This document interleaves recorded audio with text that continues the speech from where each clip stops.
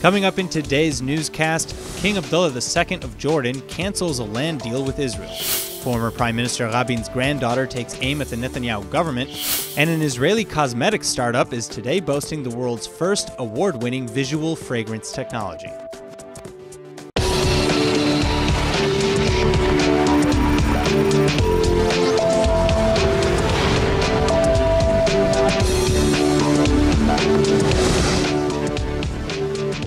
In a shocking move, Jordan's King Abdullah II announced yesterday in Amman that he will not be renewing a special clause in the 1994 Israel-Jordan peace agreement, which will allow the Hashemite kingdom to annex 2 sites currently under Israeli control.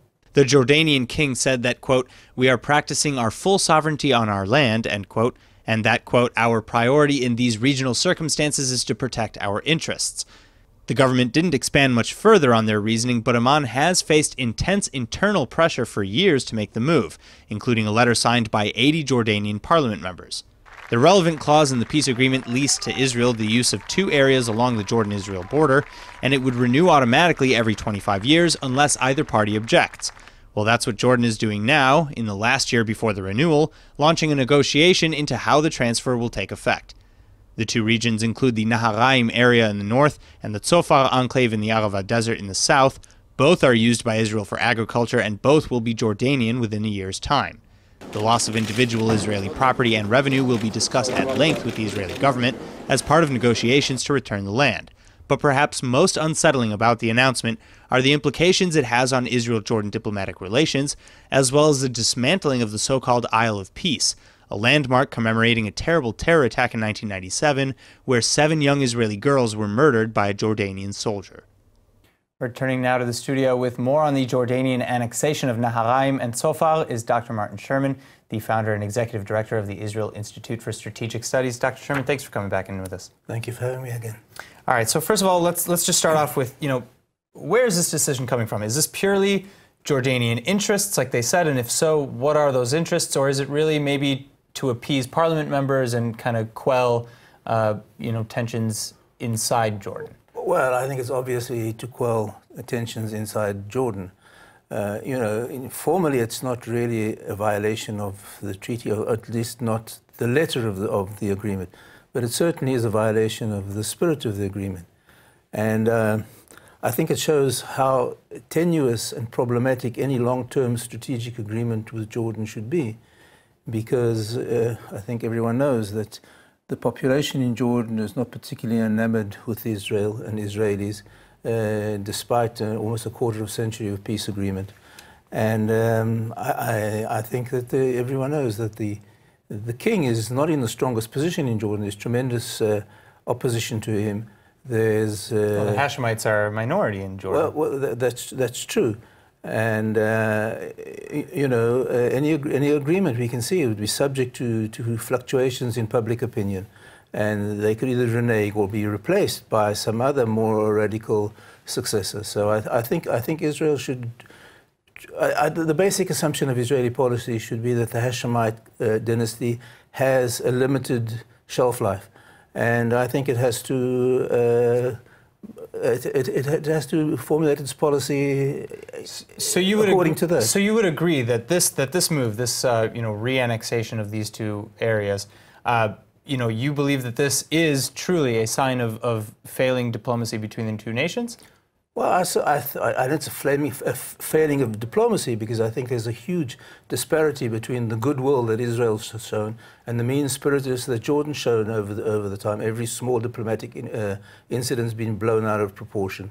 I think that there are advantages for Israel in this agreement, but I think Israel should be aware of the fact that it's certainly not going to be a long-term deal. Well, what are some of the advantages you just mentioned? Well, considering some of the alternatives, the radical Muslim Brotherhood regime instead of the current regime would probably be more difficult for Israel to deal with. But I don't think that Israel really has any cause to prevent such an event, especially over time. I don't think that put it this way, in many ways, the kind of regime you have in Jordan is in many ways an anachronism. If you look around the Middle East. There are not that many monarchies, and there's certainly a lot of opposition. And I'm not optimistic about the long-term future of the Hashemite dynasty in Jordan. All right. Well, but just may add that even if the king stays in power, he may be under such pressure from radical elements that he has to do their bidding. He won't be the partner that we once had. All right. Well, Dr. Martin Sherman, I really hope unfortunately for the Middle East's sake that you're wrong in this case. I'd be happy to be proved wrong. Yeah. Dr. Sherman, thank you so much for coming in. Thank you. All right, the Palestinian Authority is harshly condemning Israel right now over the weekend arrests of two top Palestinian Authority officials. Israeli security forces arrested the Palestinian Authority's Jerusalem governor Adnan Wright and Colonel Jihad Faqih, the commander of the PA's intelligence service for the Jerusalem area. The PA released a statement calling the arrests another crime against the Palestinian leadership and our eternal capital of Jerusalem. But the two suspects are now in Jerusalem police custody for interrogation on charges of aiding in the abduction of a Palestinian-American citizen from Jerusalem 2 weeks ago. According to Israel's Chadashot news agency, the abducted man, supposedly a Palestinian Arab Jerusalemite with Israeli residency and American citizenship, was targeted for selling an Arab property in Jerusalem's Muslim quarter to a Jewish organization. Now, the punishment in the Palestinian Authority for selling any land to any Jew or Israeli is death, though Palestinian President Abbas has instead simply been sentencing, quote, anyone diverting, renting, or selling land to an enemy state or one of its subjects to hard labor for life.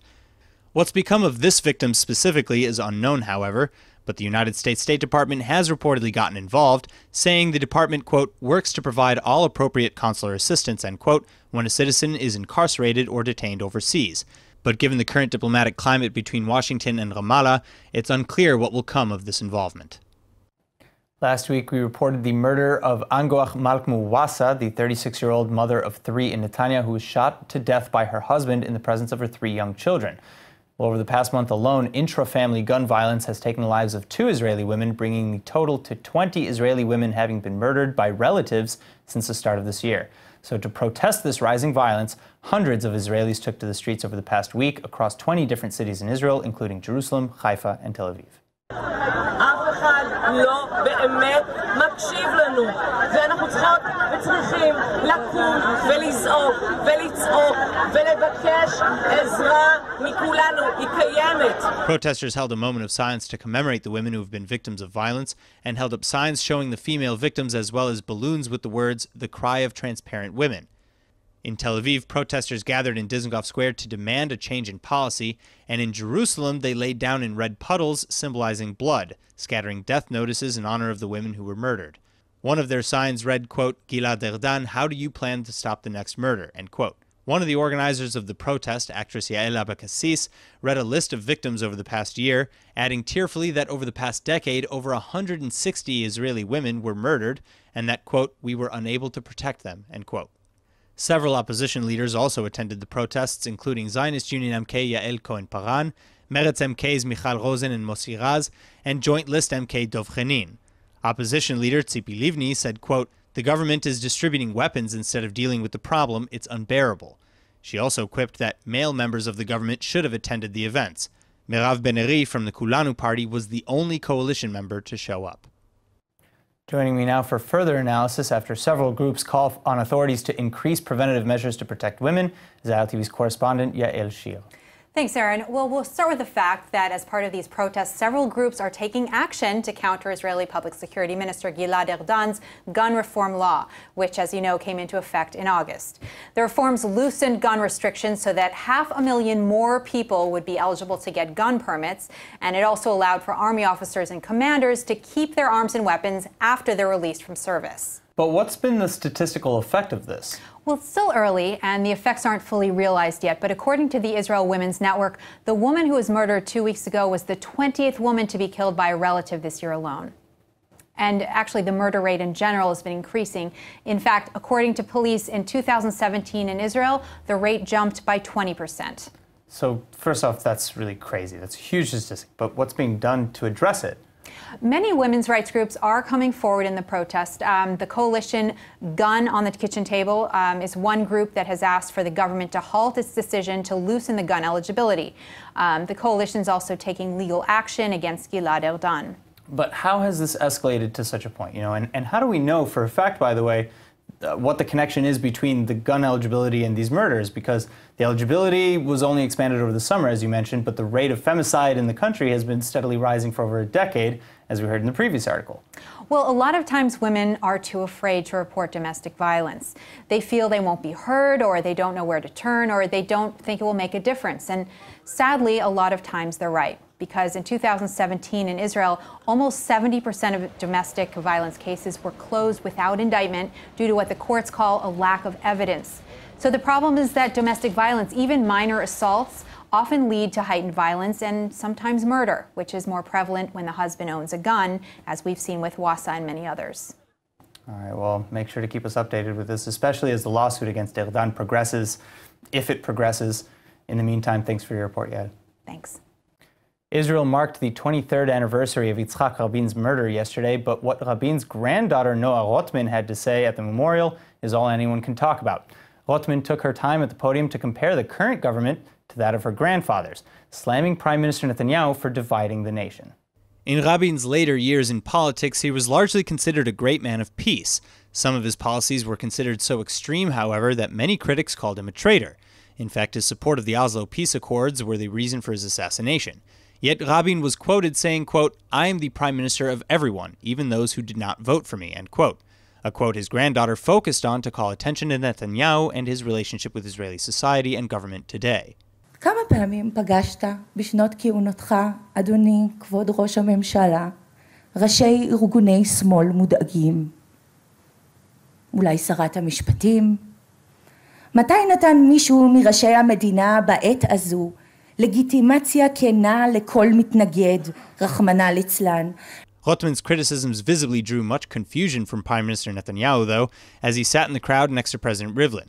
And the Prime Minister's office has already issued a statement debunking some of Rotman's comments as false. Then in later statements, Netanyahu also talked about how insulting and baseless things are often said about him and his government. President Rivlin, however, instead used his speech to emphasize remembering the lessons learned by Rabin's murder, rather than to burn bridges between right and left. Now, in case you haven't heard, Canada's cannabis legalization took effect nationally last week, and in the few days following, retail shops have nearly completely sold out. The newly legal industry is expected to be worth $6.5 billion in annual sales in Canada alone, and now Israel's medical cannabis sector is trying to buy in. Now, Israel's cannabis industry has long been flourishing, primarily in the fields of related technologies, research, and development. But with the cannabis market finally more open than ever, the Jewish state is now also considering lifting its ban on exporting a little more than just technology. Hundreds of millions of dollars in deals between Canadian and Israeli companies have already been done, though, with investments covering innovative products, treating a wide range of health issues from cancer to epilepsy, sleep disorders, and more. Saul Kay is the man behind the annual Canatech Conference, one of the biggest international events in the cannabis industry, which takes place in Israel every year. And he said that Israel is the perfect place to experiment with medical cannabis because the climate is ideal and researchers are years ahead of other countries. But unfortunately, the grass isn't, quote, greener in Israel just yet. The government has strong regulations that currently forbid the export of cannabis products. Still, according to a spokesperson with the Canadian Embassy in Tel Aviv, quote, Canadian and Israeli companies are exploring opportunities for trade and investment in cannabis for the medical purposes industry, in addition to partnership and research and development, end quote. But with all that revenue on the line, if the export ban is not lifted soon, Israel might truly miss out, as many leading Israeli companies may simply pick up and move their R&D branches elsewhere. Prime Minister Netanyahu has again just delayed a draft law backed by Justice Minister Ayelet Shaked and Kulanu Knesset member Rachel Azaria, which would allow the state to confiscate lands in Israel that have been sold to private developers by the Greek Orthodox Church in Jerusalem. The discussion on the bill has now been delayed by 1 week, and the decision to delay comes after immense pressure from several churches, representing 13 different church denominations, as well as from the co-chairman of the U.S.-led Hellenic Israel Alliance. The Alliance, a United States congressional caucus, was established 5 years ago to facilitate the relationships between Israel, Cyprus, and Greece. And its chairman, Florida Representative Gus Bilirakis, wrote to Netanyahu that it concerned the State Department to hear about the advancement of the bill, and that he applauds Netanyahu's, quote, continual efforts to protect the religious freedom of Christians and the rights of churches to deal freely with their property, end quote. But the bill was developed to begin with several months ago following the revelation that Jerusalem's Greek Orthodox Patriarchate had sold massive amounts of land in a few very prominent neighborhoods of Jerusalem, Talbieh, Rechavia, and Nayot. The house sales have been causing major concern for homeowners who own land sold by the Patriarchate. Further, the buyers often failed to reveal their true identities, often hiding behind offshore gas companies. The homeowners also fear that the new owners will raise prices or even evict residents. In part, this is why MK Azaria, who sponsored the bill, explained that Israel could never allow any private individual or foreigner to purchase such large swaths of land in the capital. The new legislation is harshly opposed by church leaders, though, who already finished selling the land. Additionally, the Catholic and Armenian churches are worried that the new legislation, if passed, would scare away potential buyers in the future. Israel's growing esports community is now reportedly set to see some daylight, as a delegation of 15 Israelis is now gearing up to compete in Taiwan against 42 other countries. Lucky for us, Ido Bosch, the president of the Competitive Esports Association in Israel, is here to give us further details. Ido, thank you very much for coming in. Thank you for having me. So first of all, tell me a little bit about, the gaming industry, the esports industry in Israel, and how that's been growing, and what are we going to be competing in? So the Israeli esports industry is very much still behind other countries right now, but we are growing. And this year we are participating in the International Esports Federation's World Championship. The International Esports Federation is an international federation for esports, like you have FIFA for soccer and FIBA for basketball. So you have the IESF, the International Esports Federation for esports, which is competitive video gaming.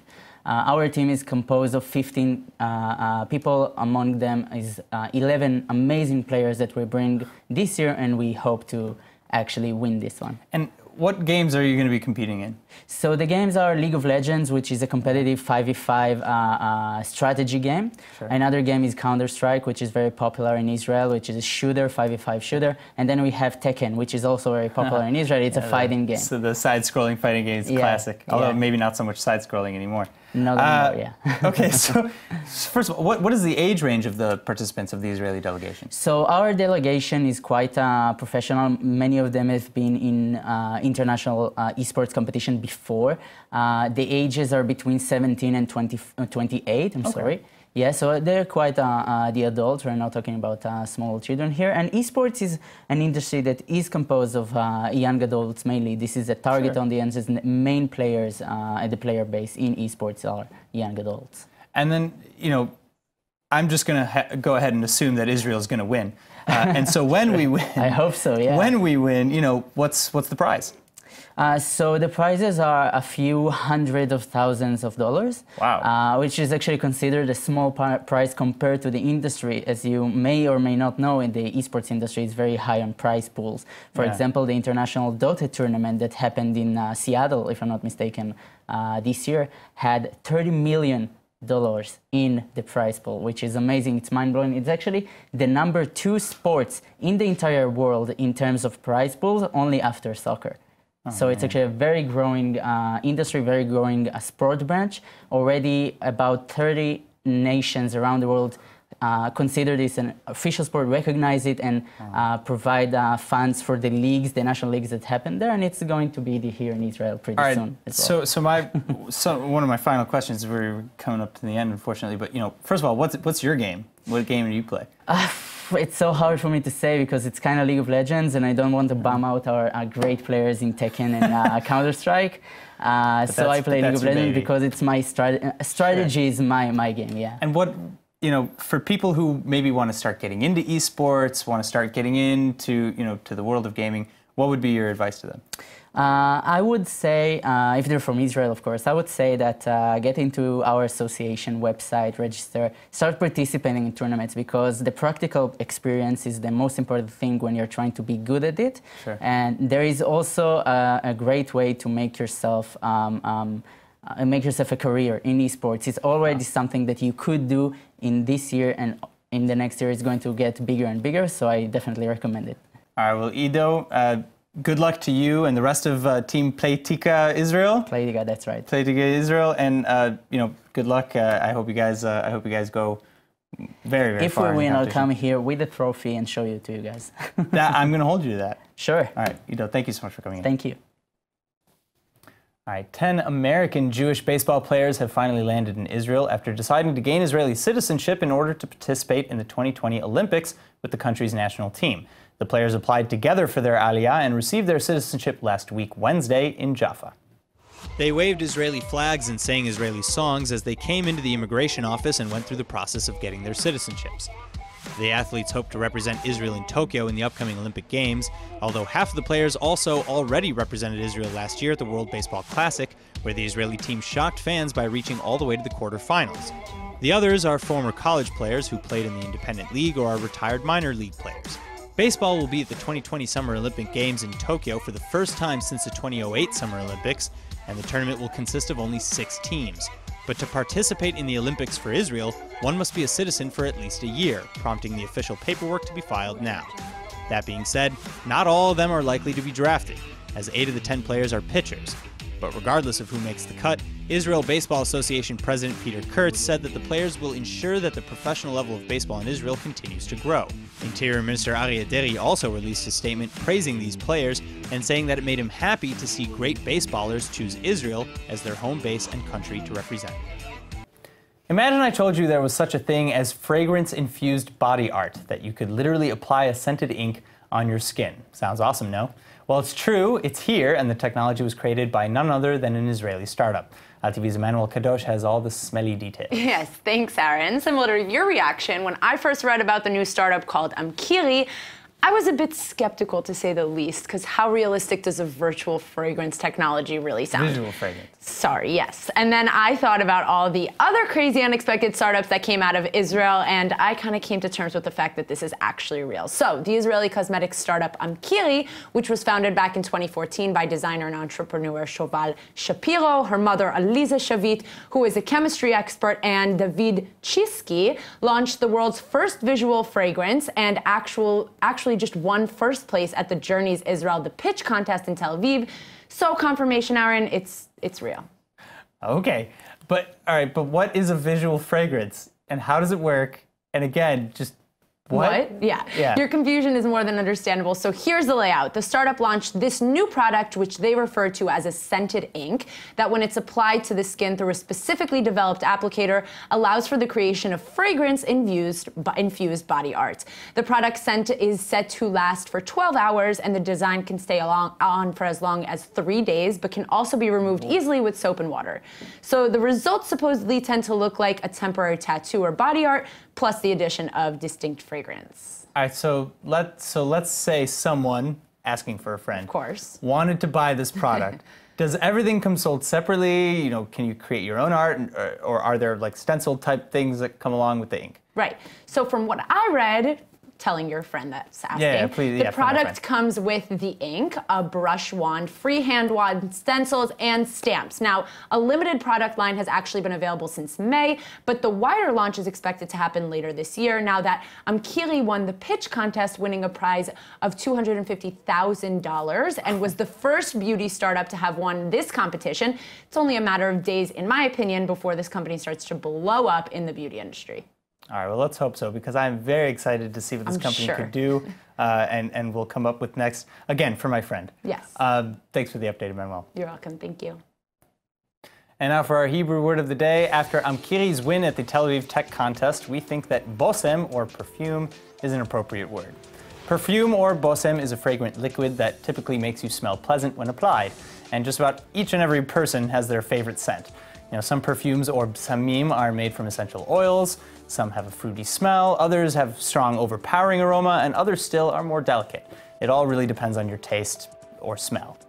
Now, for a fun fact about perfume, or bosem, did you know that the art of making perfumes, or bsamim, started in ancient Mesopotamia and Egypt 4,000 years ago? Apparently, the practice only made its way to Europe in the 14th century, so it really must have been a very smelly 3,300 years in Europe. Now, let's go ahead and take a look at the weather forecast.